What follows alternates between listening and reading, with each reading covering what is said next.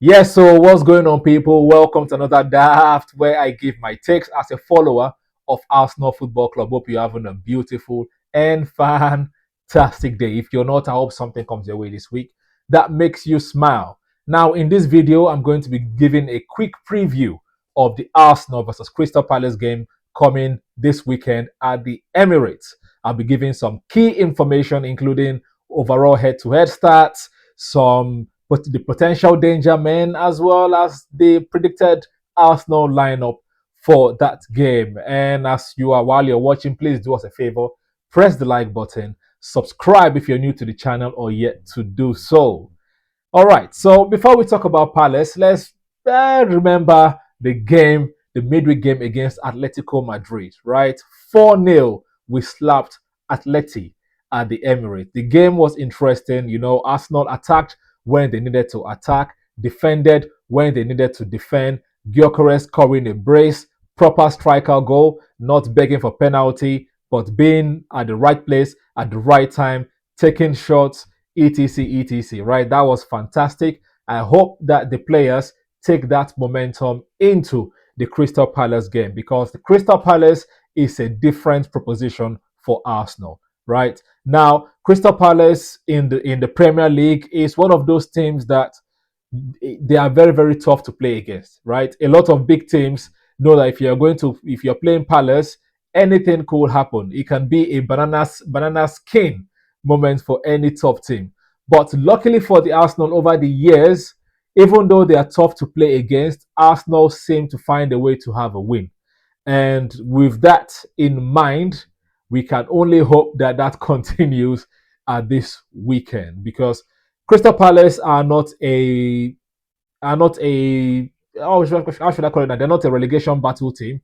They are a serious Premier League team. They've been in the league for a long time now. They are very, very good players. They have a very, very solid manager that has won the Europa League before. And you think about it, they are even the current FA Cup champions in England. They've got very good players. They've got Henderson. They've got McGahey. They've got Lacroix in their defense. They've got Tariq Mitchell. They've got Kamada, they've got Adam Walton, they've got Mateta. Mateta has come into his element nowadays. They've got Munoz, they've got Ismaila Saar. So they are a very, very serious team. And I hope that we continue to build our momentum, you know, keep getting those wins as much as possible, so that when there is a little loss at some point in future, or we drop point at some point in future, at least we've built ourselves enough coaching, or Arsenal has built themselves enough cushion to be able to soak in those draws and losses in the future. Hopefully there's no loss and just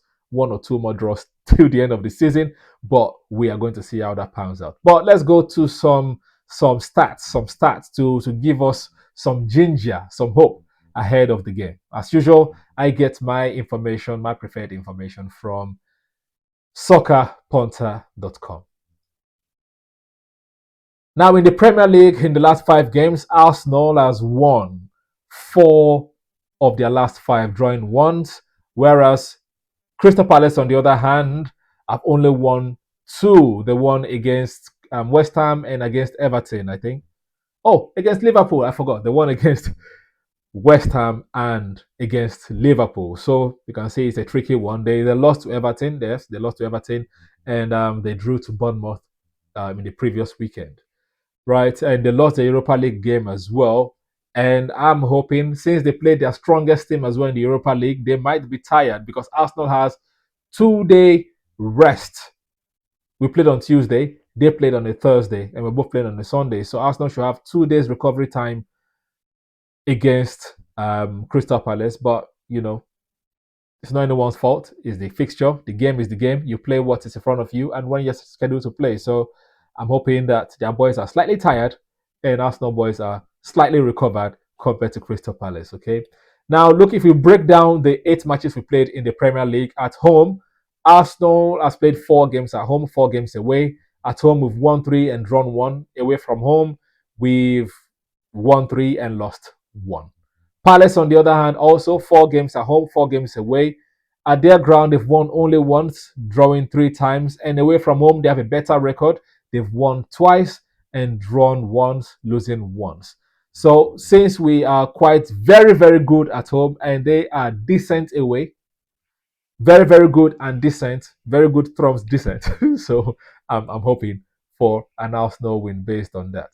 Now, in terms of overall Premier League head to head, we've met each other 27 times. And as you can see, Arsenal has won 16. They've only won 3 times, and we've both drawn 8. So the stats are on Arsenal's side in this particular fixture. And if you come to the last couple of seasons, starting from when we started challenging for the title, 2022-2023 season, you can say we beat Palace home and away 2-0 and 4-1. 2023-2024, we beat them home and away as well, 5-0 at the Emirates, 1-0 at Crystal Palace. And in the last season was the one that was a bit dicey. Arsenal were drawing lots of games last season, remember? Um, at Selhurst Park, 5-1, trashing. And at the Emirates, it was a 2-2 draw. A 2-2 draw. So now that we have a better squad, that we don't have so many people injured, but at this time, Arsenal had key players injured, right? Saka was not in Saka was not there. I don't think Gabriel was there as well at this point last season. So but now we have a full squad, so we should be able to beat them. I'm liking the look of this 5-5-5-5 goals, 5-4-4-5. Yeah, can we give them another 5, another 4 goals? I would love to see that.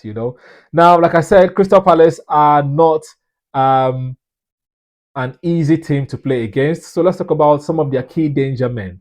They are danger men in terms of people that are likely to create a goal, right? People that are likely to create a goal. I would say Munoz from the wing, sometimes he's playing left wing, left back, wherever he is on the pitch, he's very, very good. So Munoz, Ismaila, Saar, and obviously we know of Mateta. We know of Mateta. And we can even throw Will Hughes in there as well from set pieces. Okay. But in terms of Arsenal, our danger men, the people that are more likely to cause or create a goal, I'm going to say it should be Rice, Gabriel Magalhaes, Bukayo Saka, as well as hopefully now Gyokeres. Those are the people that are likely to cause or create a goal. I'm hoping Eze has a fantastic game against his old team and show them what they are missing. All right, and actually click for Arsenal as well. But we'll see. We'll see how that pans out. Now, in terms of predicted starting 11, I know that we brought in what you might call it. You brought in we brought in Miles Lewis Kelly in the Champions League. I think Calafiori will be coming back into the 11. I also think that Trossard will be coming back to the 11 as well. So my predicted lineup is basically the team that played against Fulham. So here it is. It's going to be the same team. David Raya in goal. The same back four of Calafiori, Gabriel, Saliba, and Timber. Declan Rice, Bimendi, Trossard, Eze, Bukayo Saka, as well as Gyokeres. That is the predicted lineup, and I'm predicting a score line of 5-0. 5-0 Arsenal. You guys let me know what you think in the comment section below. What is your own predicted lineup? What is your predicted scoreline? And who do you think are the key danger men for Arsenal? Don't just attack my danger man. Give your own danger man as well. All right. Until after the game, I'm going to say stay safe. Come on, you Gunners. Psst, psst. Oi. Subscribe. Press subscribe. Thank you.